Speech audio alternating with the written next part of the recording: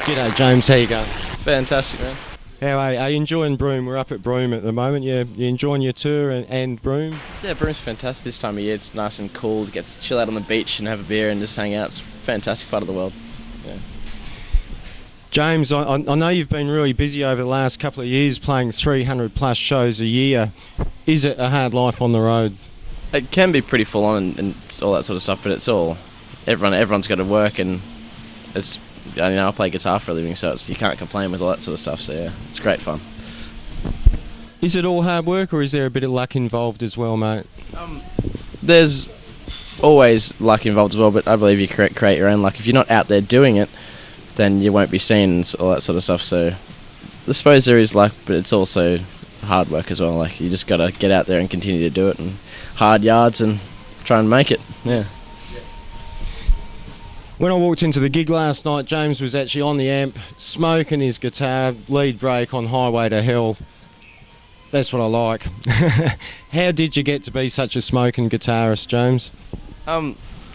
Well, when I was younger, I just loved playing guitar, so I would listen to Kevin Borich, and I walked into the CD shop and Hendrix was playing, and I'd never heard it before, and I was about 12, I think, and I walked in, and I was sort of amazed by the sound that was happening around me, and I walked up to the counter and I said, like, what's this? Like, what's going on here? She said, oh, it's Hendrix, and I went and I grabbed my mum and I'm like, can I have this CD sort of thing? And she said, like, no, as mums do, like, and I went back to the shop every sort of time I could and just stood there and listened to that album, and I ended up getting it. And then how I learned how to play guitar was I watched, I've got this Stevie Ray video, and I just have it on in my room, and like when it finished, it'd rewind itself and play again, and I just listened to this video over and over and over again, and just like when I slept it was on, and when I woke up I'd pick up the guitar and play it, and it was on, and all that sort of stuff. So that's how I suppose I learned how to play guitar. I just taught myself from listening to Stevie. Well, that sounds like jumping in at the deep end, buddy. Starting off with Stevie Ray Vaughan. I mean, to get as good as you are, how often would you have practiced when you were learning, and how often do you practice now? Guitar's sort of, I suppose it's just part of my life. Like, I don't designate practicing times. I just, if I wake up and feel like playing guitar, I'll play guitar sort of thing, because I'm on the road all the time, so I'm playing constantly anyway. So when you get home, it's sort of like a break. Like, I'll just sit down and I'll play acoustic just because it's different and not so loud and abrupt. But we like loud and abrupt. Yeah, well, loud and abrupt's great, but when you get home after doing 30 shows of loud and abrupt, you just want to chill out a bit, sort of thing. Yeah. But I don't know, I just practice when I need to and just play every day. Like, I play every day. Yeah. A bit earlier, James, you mentioned Stevie Ray Vaughan, Jimi Hendrix. Is there any other influence or influential guitarists that you can think of? Oh, for sure. Kevin Borich. Love, like, he's helped me out a lot with. I recorded my album at his house in his studio, and his professionalism and how he conducts himself is just how I want to see. And Derek Trucks, who's the Allman Brothers, and Dwayne Allman, and for slide players, and Pete Wells, just because of the whole straight up rock way he plays, and Jeff Atchison, who's an Australian guitar player, but mostly the normals. Like, every guitar player says Hendrix and Stevie Ray and all that sort of stuff. So just anyone that plays guitar, I'm into. Yeah. Would there be any lead breaks you'd not feel confident to have a crack at, James?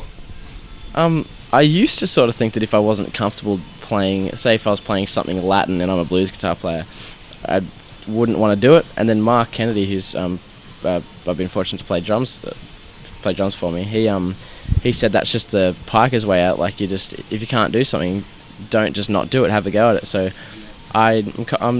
if I'm a bit uneasy about it, it just makes me want to do it more to get better at it, sort of thing. So I'll give anything a go. Yeah. A challenge or a stepping stone, I suppose. What about on the other side of the stage there, James? Like concerts you've been to, can you sort of like pick out a particular live concert that you would think would be right up there? I love going to blues festivals, often because I play at them and I'm there, so I get to see and Australian blues music's amazing. Like, you go and see Chain play, and there's no band like Chain in the country. Like, they've been together for 40 years. Like, they're the world stage band. Like, they're amazing. But for live acts, anything it doesn't even matter what genre it is. Anything that's done well, I dig. Like, I'm just really into music. So, but blues festivals are a big part that I love, because there's vast variety of blues, and I just love going and watching that. Yeah. As you know, James, we're representing basically the bogans of the community sort of thing. What do you think? What sort of music do you think bogans would listen to? Anything they want. Yeah, just the VB slab of rock. Well, anything that's fun and you know up tempo, good time music. You know, AC/DC and all that sort of stuff. Yeah. What everyone listens to when they want to have a good time, because bogans just want to have a good time. That's it. Yeah. Man. What is a bogan to you, James? A bogan. All the same as that. Someone that just wants to. Well, when you say bogan, everyone thinks of the stubbies and the singlet and the bloody thongs and stuff, and carrying a can of VB, and that's how I see bogans. But they come in vast different colours, shapes, and sizes. But bogan's just someone that wants to have a good time and have a few beers and enjoy themselves, I reckon. Yeah. I think you got a bit of bogan in you, James. I'm a country boy. I grew up in a town of 200 people, so I think everyone's got a bit of bogan, and if they don't, they need to. Yeah. And James, your album Dark Angel, that's out in stores now. Is that right? Yeah, it's out in stores at the minute. You can get it anywhere you just ask for it, and we've actually got a single out too, which we re-recorded 3 songs off the album, because like when I recorded the album, I was 17 and hadn't done any gigs, so I wasn't really worn to the whole thing. So we recorded it last year, because I'm only 20 now. I turn 21 next month. And it's you just. told me you were 21 last night. Did I? Sorry, my bad. A few beers last night. You're right. I probably told you some stuff. But yeah, so we're actually recording a new album in the next couple of months. So keep an eye out for it. Okay. I'll have to send you one. Yes, sweet. And you guys should keep an eye out for this guy too. He's going to be hot. You'll be hearing about him in the future. We actually guarantee you that. Anyway, James, it's been a pleasure. I know you're on a busy schedule, mate, so we appreciate your time. We really do. Thanks very much.